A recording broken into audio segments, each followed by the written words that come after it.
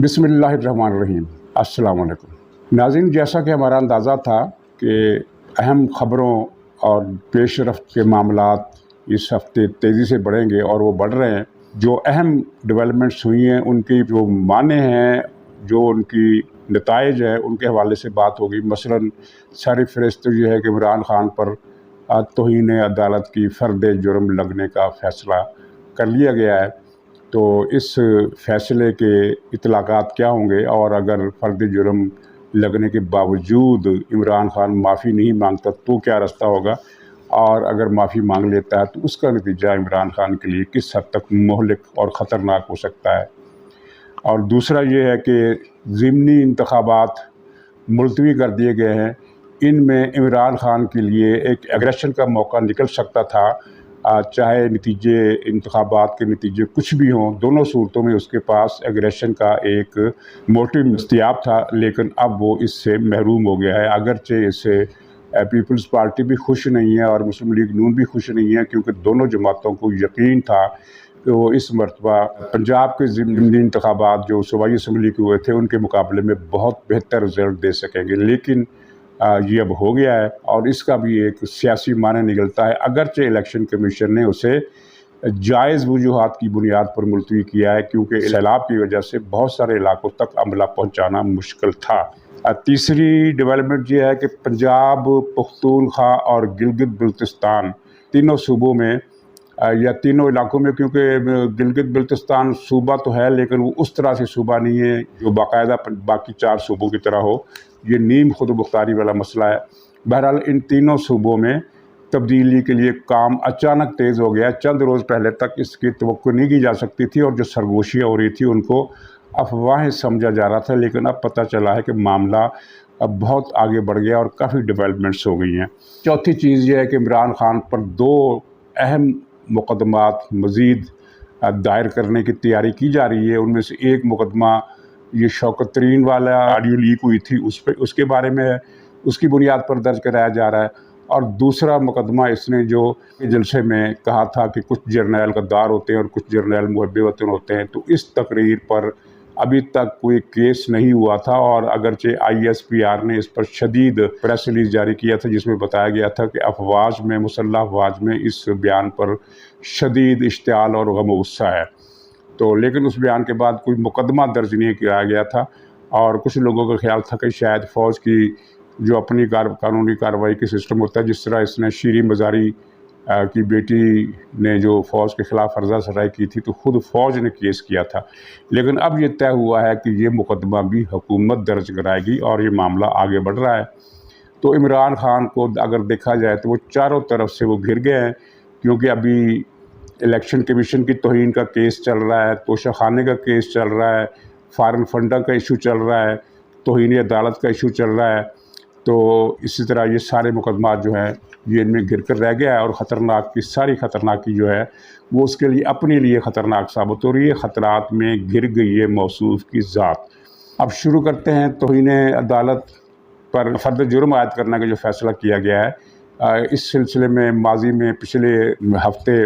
अदालत की तरफ से इमरान ख़ान के साथ जो VIP सलूक किया गया और जो नरमी की गई, और फिर कल किस तरह कार्रवाई आगे बढ़ी और अदालत जज साहबान ने किस तरह रिमार्क्स दिए, उसकी सारी तफसील आप पढ़ चुके हैं, उसको दोहराने की ज़रूरत नहीं। हाँ, यहाँ एक पॉइंट है कि कुछ अदालती मावन थे,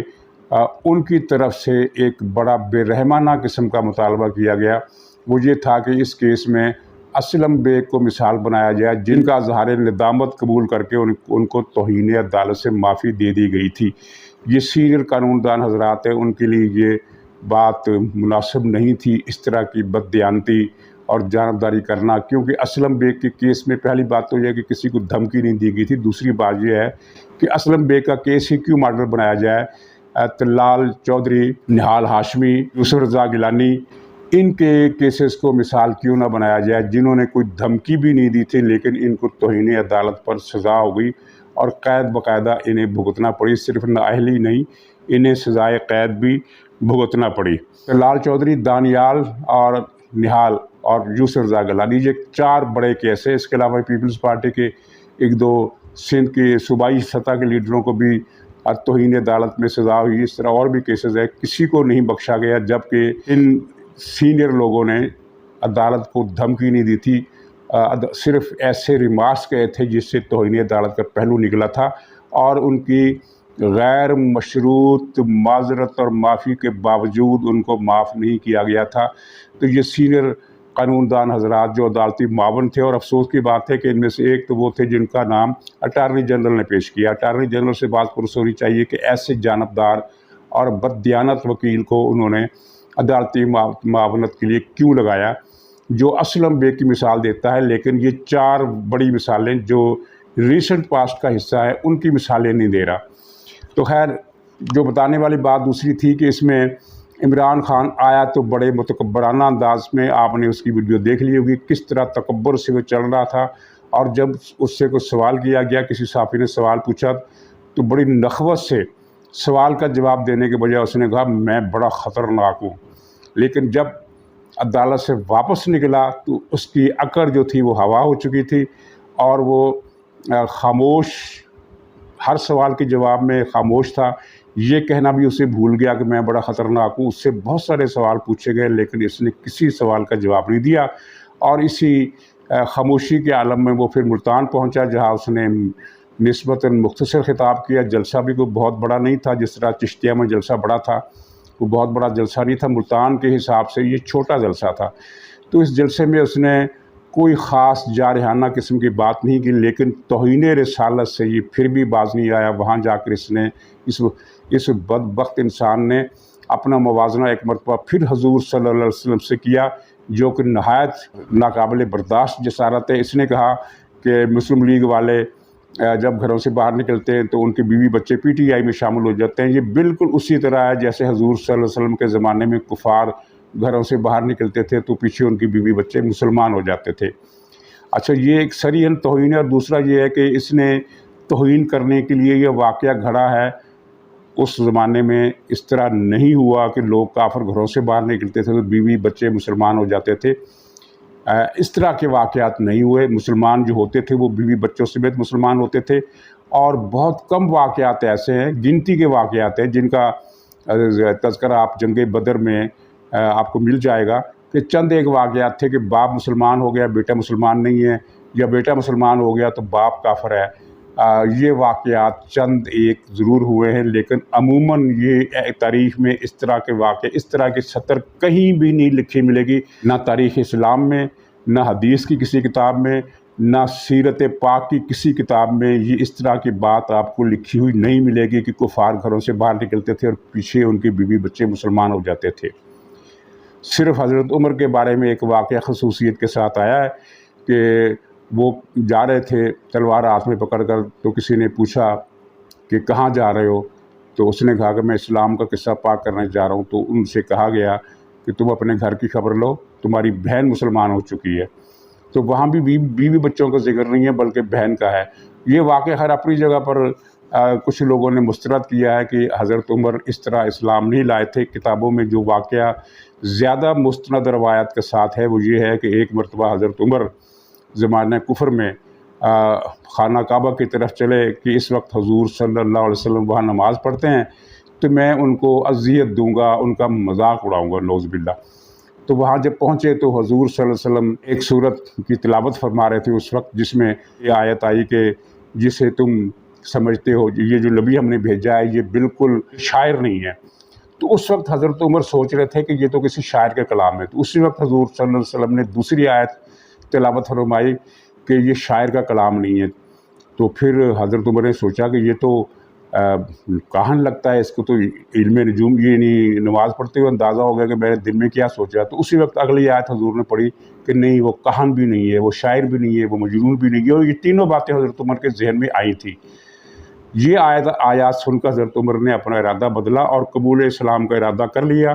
اور اگلے دن پھر آ کر انہوں نے اسلام قبول کیا۔ اس روایت کی اسناد زیادہ ہیں۔ بہرحال حضرت عمر کے واقعے کی ایک مثال موجود ہے کہ ان سے کہا گیا کہ اپنی گھر کی خبر لو، وہاں ان کی بہن مسلمان ہو چکی تھی، لیکن باقی اس نے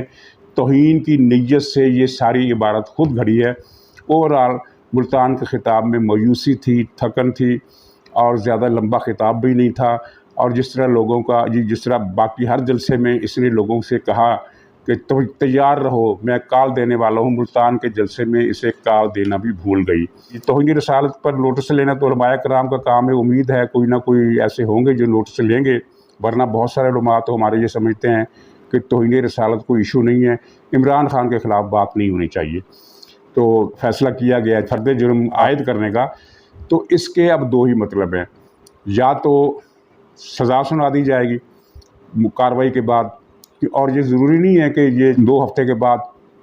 یہ فرد جرم باقاعدہ عائد کر دی جائے، اس میں توسیع بھی ہو سکتی ہے۔ اور دوسرا یہ ہے کہ عمران خان معافی مانگ لے، اور وہ غیر مشروط معافی۔ غیر مشروط معافی میں یہ نہیں ہوتا کہ اگر کسی کی دل آزاری ہوئی ہے تو میں معافی مانگتا ہوں، کیونکہ اگر کا مطلب ہے مشروط، اگر کا مطلب ہے کہ وہ سمجھتا ہے کہ دل آزاری ہوئی ہے، تو میں تو نہیں سمجھتا کہ دل آزاری ہوئی ہے، لیکن چلو اگر وہ سمجھتا ہے تو میں معافی مانگ لیتا ہوں، اس طرح کی نہیں، سیدھی سادھی کہ ہاں مجھ سے میں نے غلط بات کی اور میں اس کی معافی مانگتا ہوں۔ اچھا، اگر یہ معافی نہیں مانگتا تو عدالت کے پاس پھر کوئی رستہ نہیں ہوگا سوائے اس کے کہ اسے سزا سنا دی جائے، اس صورت میں بھی اس کا سیاسی مستقبل تاریک۔ اور اگر یہ معافی مانگ لیتا ہے تو معافی مانگنے کا وقت تو گزر گیا، اب اگر وہ معافی مانگے گا تو اس کے لیے زیادہ ذلت اور رسوائی کا معاملہ ہوگا، اور اس کے پجاریوں میں اس کا بت ٹوٹ جائے گا اس کے پجاریوں کی نظر میں، کیونکہ اس کے پجاری تو یہ سمجھ رہے ہیں، اب عمران خان نے باور کرا دیا کہ میں معافی مانگنے والا نہیں ہوں۔ تو اب جب معافی مانگے گا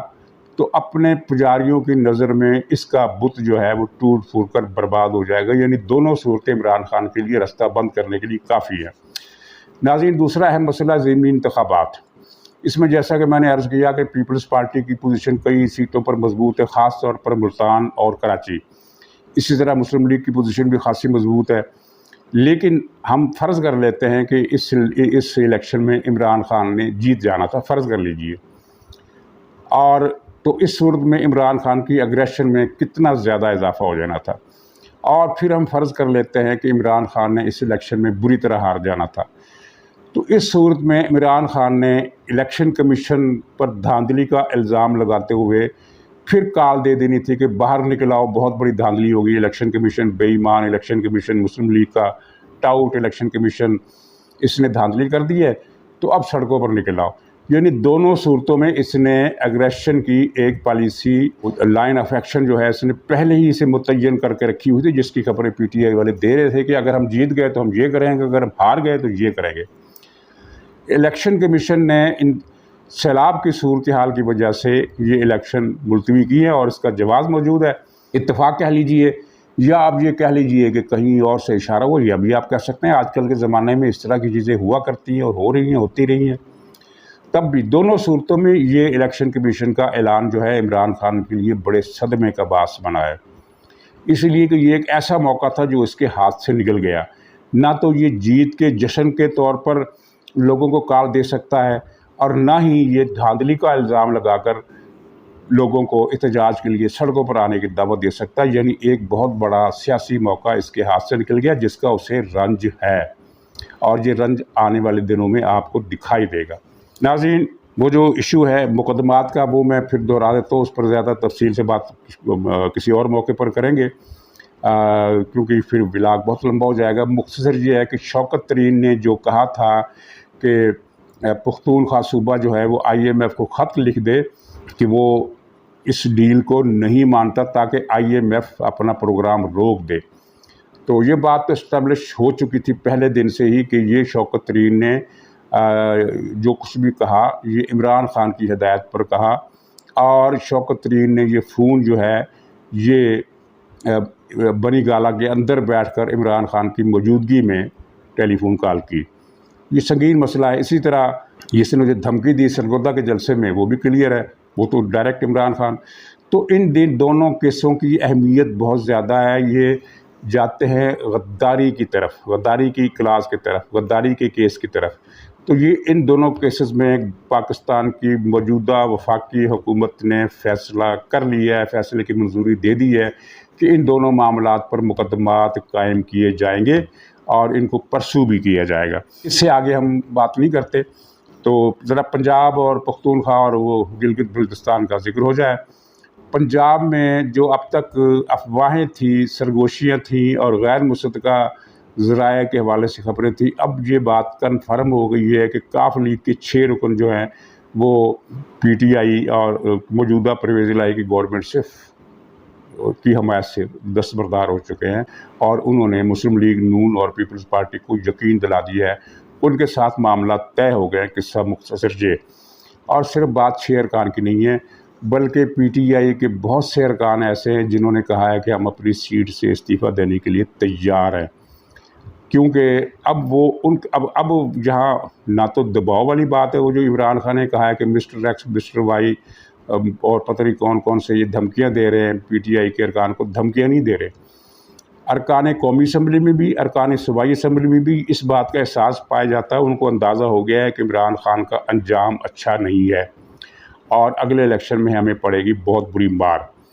तो पंजाब में अच्छी खासी तादाद में पीटीआई के अरकान ने राब्ता करके कहा है कि हम पीटीआई के साथ नहीं चल सकते। 1-2 दिनों में इनकी तरफ से इस तरह के ऐलानात भी आने शुरू हो जाएंगे।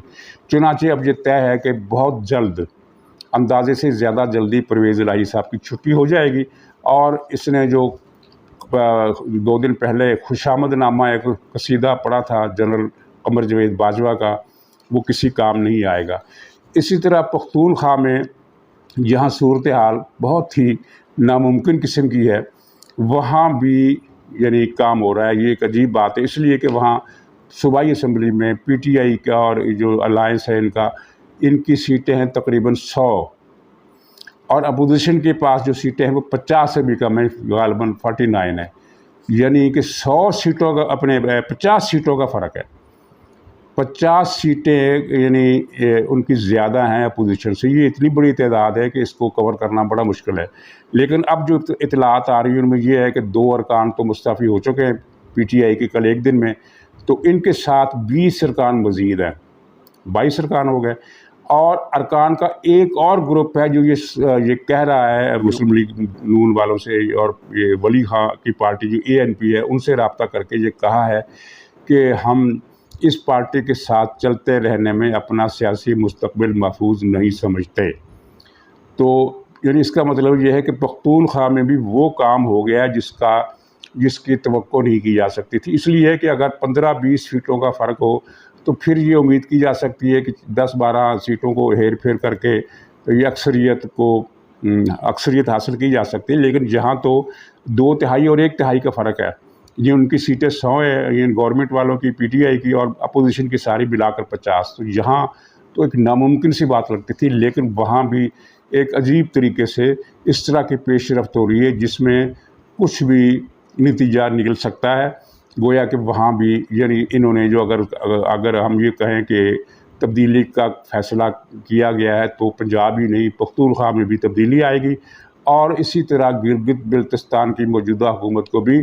कबूल नहीं किया जा रहा, क्योंकि इस हुकूमत के बारे में भी कुछ खबरें ऐसी आ रही हैं कि ये मुल्की मफादात का सौदा कर रही है। मौजूदा जो वज़ीर आला गिलगित बिल्तिस्तान के, उनके बारे में एक मुद्दत से ये बातें मशहूर हैं कि इनके पुरसरार राब्ते हैं और गिलगित बिल्तिस्तान की जो हैसियत है वो अपनी हसासियत में आज़ाद कश्मीर से भी ज़्यादा है, इसलिए कि ये वो इलाका है जो पाकिस्तान को चीन से मिलाता है। और एक जगह पर जाकर ये इतना, इसकी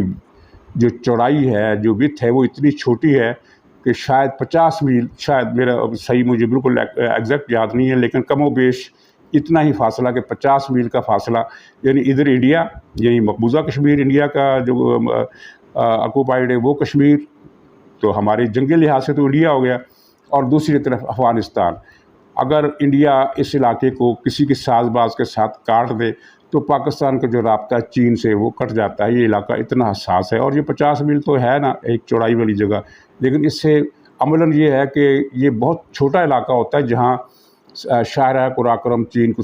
साथ मिलाती है, वो बहुत ही छोटा इलाका है। उसके बाकी मैदान की उसकी अहमियत नहीं है, जो अगर नीचे ग्राउंड वादी 20-25 मील लंबी दाएं तरफ है और 20-25 मील लंबी चौड़ी दाएं तरफ है, तो उससे फ़र्क नहीं पड़ता, क्योंकि जो असल चीज़ जो है वो जो पाकिस्तान को चीन से मिलाती है वो एक ही तंग नाए वाला रास्ता है। तो गिलगित बिल्तिस्तान में भी तब्दीली का फ़ैसला कर लिया गया। आज़ाद कश्मीर में ایسی کوئی ابھی اطلاع نہیں آئی ہے، اگرچہ اس کے نشئی وزیر اعظم کی ایک ویڈیو سب لوگوں نے دیکھی ہے کہ نشے کی حالت میں ٹن ہو کر بلکہ دھت ہو کر وہ ایک عجیب و غریب قسم کا خطاب کر رہا ہے، اور اس کی عجیب و غریب قسم کی باتیں بھی سامنے آتی رہی ہیں۔ اس کے باوجود آزاد کشمیر میں ابھی چھیڑ چھاڑ کا کوئی کسی قسم کا ارادہ نظر نہیں آ رہا، لیکن پنجاب میں تو اب تقریباً یہ ڈیفینیٹ ہے کہ یہ بہت جلدی یہ پرویز الہی کو ہٹا دیا جائے گا، اور پختونخوا میں بھی کم سے کم بنیادیں ہلانے کا کام شروع ہو گیا ہے۔ تو ناظرین، یہ مختصر طور پر یہ ڈیولپمنٹس تھی جو کل اور آج کی ہیں، اور ابھی آنے والے دنوں میں ہر روز کوئی نہ کوئی ڈیولپمنٹ آپ سنیں گے، اور عمران خان کی طرف سے عجیب و غریب باتیں بھی آپ سننے کو ملیں گے۔ جس طرح یہ ملتان میں اس نے یہ بکواس بک کر اپنا موازنہ رسول اکرم سے کرنے کی جسارت کی ہے، اس کا نوٹس بھی یقیناً لیا جائے گا۔ تو اس طرح کی باتیں اب اس سے غیر متوقع نہیں ہے، کیونکہ اس کے دماغ پر گہرا اثر ہوا ہے، اور جس کا اندازہ آپ کو ملتان کے جلسے میں اس کی بے ربط اور پھیکی تقریر سے ہو گیا ہوگا، کیونکہ جس طرح کی تقریریں اس نے سرگودا کے جلسے میں کی، جس طرح جہلم کے جلسے میں کی، جس طرح پشاور کے جلسے میں کی، جس طرح چشتیاں کے جلسے میں کی، بہاولپور اور گجرات کے جلسے میں کی، اس طرح کی باتیں اس نے ملتان کے جلسے میں نہیں کی، بلکہ ملتان کا جلسہ اور اس کی تقریر یکسر باقی تمام جلسوں کی تقاریر سے مختلف تھی۔ اور عمران خان جس طرح اب اپنے انجام کی طرف بڑھ رہا ہے، اس کے بارے میں ایک عنوان کچھ اس طرح کا بنتا ہے کہ اسے یعنی پٹک پٹک کر مارا جائے گا۔ اسے آسان سیاسی موت کی بات کر رہا ہوں کہ آسان موت نہیں دی جائے گی، اسے تڑپایا جائے گا۔ اب آپ دیکھ لیجئے کہ یہ آج کے بعد 13 دن کے بعد 12 دن کے بعد عدالت میں وہ تاریخ آئے گی جس میں اس پر فرد جرم لگے گی، تو اب 12 دن دیکھیے یہ اور پوری پی ٹی آئی ٹنگی رہے گی انتظار اور ٹینشن کی سولی پر، اور یہ تو ایک سولی ہے نا، اس دوران اور پیشیاں بھی ہیں۔ تو ناظرین اجازت دیجیے، انشاءاللہ اگلے ولاگ میں پھر ملاقات ہوگی، تب تک کے لیے خدا حافظ۔